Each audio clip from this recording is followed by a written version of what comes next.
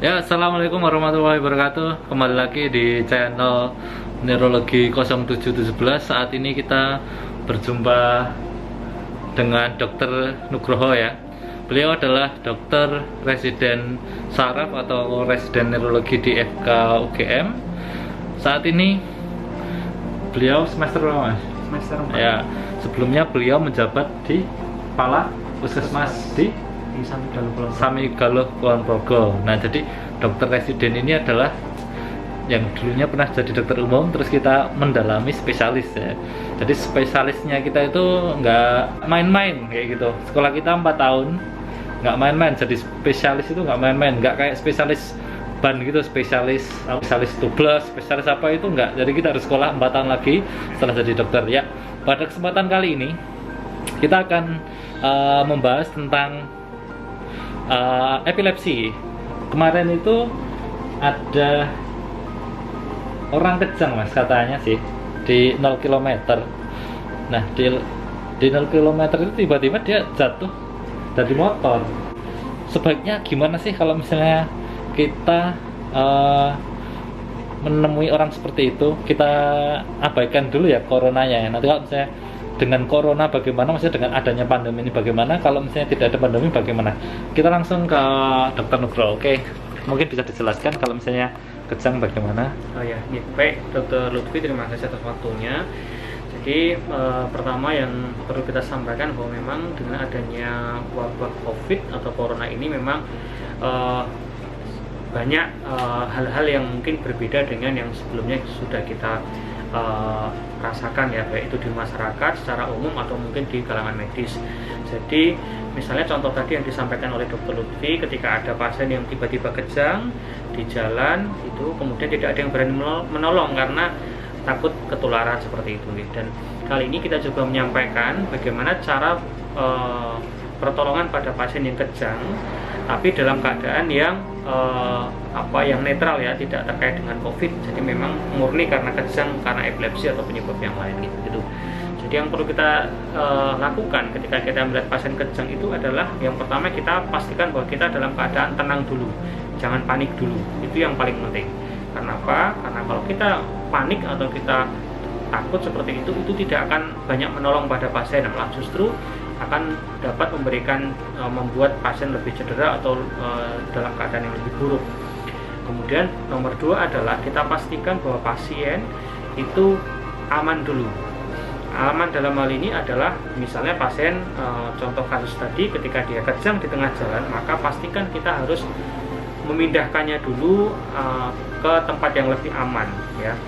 Kemudian setelah pasien sudah kita pastikan aman, maka yang kita perlu lakukan adalah pastikan pasien mendapatkan udara atau oksigen yang cukup, yang adekuat, karena salah satu hal yang dapat memberikan fatalitas atau memberikan dampak yang fatal bagi pasien adalah ketika kejang itu pasien kemudian suplai oksigennya menjadi berkurang, dan itu harus kita pastikan bahwa tidak terjadi. Caranya adalah bisa kita longgarkan pakaiannya atau mungkin kita posisikan pasiennya dalam keadaan misalnya miring ke kanan atau ke kiri. Kemudian kita pastikan tidak ada lidah yang jatuh, karena ketika pasien dalam keadaan kejang ada kemungkinan saluran nafas itu bisa tertutup oleh lidah atau tertutup oleh cairan atau sekret dari saluran nafas. Gitu, Dokter. Ya, penjelasannya sebenarnya cukup baik sih. Nah, sekarang kalau misalnya kemarin itu kan posisinya lagi panas-panasnya corona tuh, pada takut tuh semua tuh, pada takut menolong. Kalau saya sarankan sih sebenarnya dengan misalnya itu tuh benar-benar di tengah jalan, di lampu merah, Mas, jatuh, cuma pada video tuh ini takutnya corona nih, ada yang video nih. Nanti videonya saya sampaikan di sini ya, habis ini ya, kayak gini nih.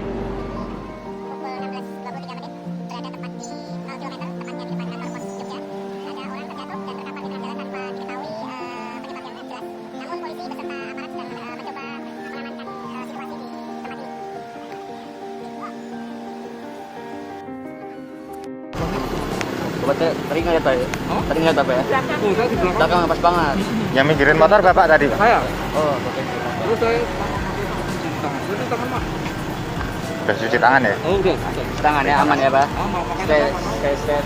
full PP-nya ada yang pegang atau enggak? Kalau ada yang pegang, kalau ada yang pegang, cuci tangan dulu. Tangan dulu biar tes kan. Hati-hati nih.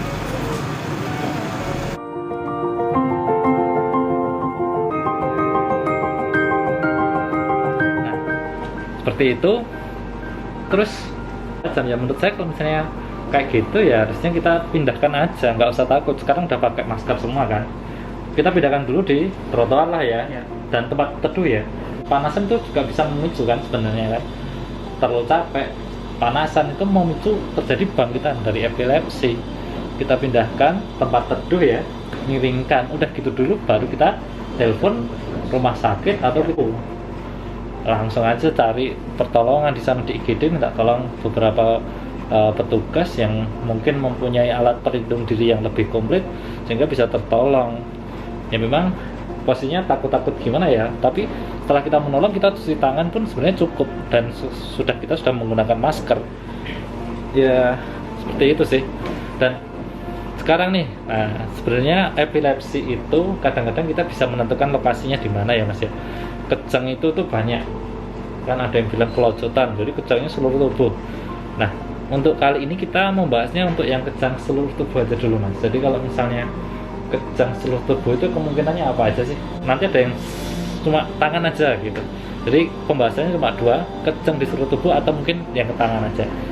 Kejang ada banyak tipe ya. Dan di antara tipe kejang yang perlu kita ketahui adalah kejang yang sifatnya seluruh tubuh. Jadi pertama yang harus kita sampaikan kepada masyarakat semuanya bahwa untuk menentukan kelainannya di mana itu ada beberapa metode ya. Bisa menggunakan CT scan, bisa menggunakan EEG, tapi ada satu hal yang sangat sederhana yang bisa kita ketahui, yaitu dengan cara kita mencermati bagaimana bentuk kejangnya. Apakah kejangnya itu vokal dulu atau cuma sebagian tubuh dulu?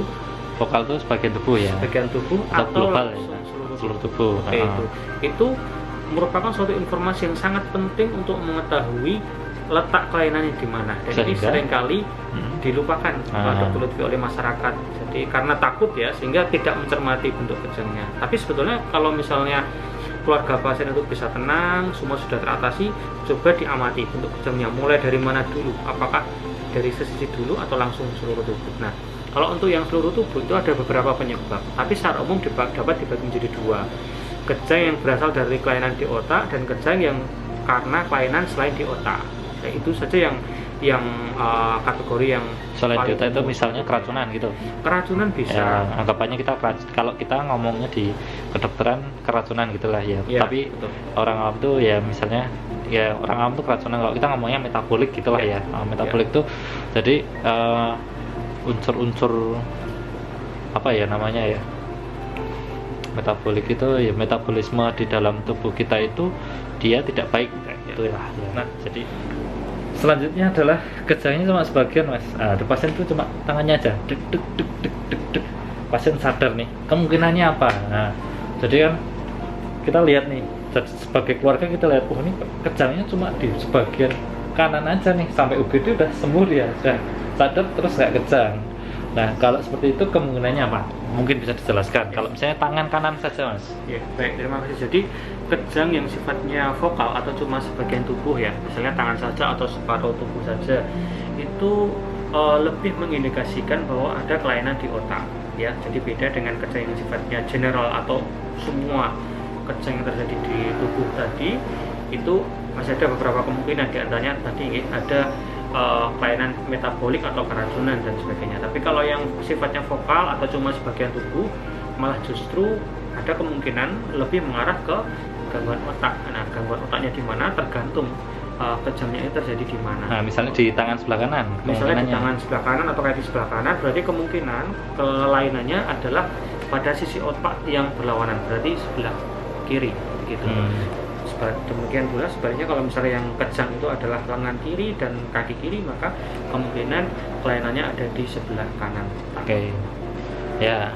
Nah, kadang-kadang epilepsi itu juga ada yang seluruh tubuh. Jadi ya mungkin nggak melulu dari keracunan metabolisme sih. Jadi kalau misalnya seluruh tubuh itu juga bisa terjadi general kalau memang dia epilepsi murni. Nah, kalau epilepsi itu memang sebenarnya kita pengobatan saja, asal rutin itu akan terjadi perbaikan. Nah, tadi ada yang menarik nih tentang pemeriksaan penunjang, yaitu EEG. EEG itu apa singkatannya, Mas? EEG itu elektroencephalogram. Ya. Jadi kita merekam aktivitas listrik otak. Ya, merekam aktivitas listrik otak. Nah, mungkin nanti kita akan sedikit membahas tentang EEG dengan pakarnya ya. Kita belum jadi pakar EEG masalahnya. Ada dokter kami, guru kami yang nanti akan membahas tentang EEG. Nanti kita jadwalkan lah ya. Jadi kita simpulkan sedikit bahwa kalau misalnya kita mendapati orang dengan kejang di jalan, ya kita amankan di sisi jalan misalnya kayak gitu, di tempat yang teduh, lalu kita miringkan, langsung kita menelpon atau menghampiri rumah sakit atau fasilitas kesehatan terdekat, sehingga kita bisa menolong kalau ragu-ragu. Nah, kalau misalnya nggak ragu-ragu ya kita tolong saja langsung segera menghubungi, dan sebaiknya jangan menghindar. Dengan adanya COVID-19 ini, kita setelah membantu, kita bersih-bersih, cuci tangan, pakai hand sanitizer, menurut saya sudah cukup. Lalu sampai pulang lalu sampai rumah mandi, seperti itu ya. Mungkin segitu saja nanti untuk pembahasan epilepsi kali ini. Sampai jumpa di vlog berikutnya. Mungkin kita membahas tentang kejang lebih luas lagi dengan pakarnya.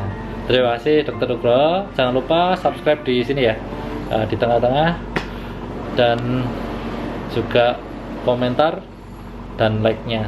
Terima kasih.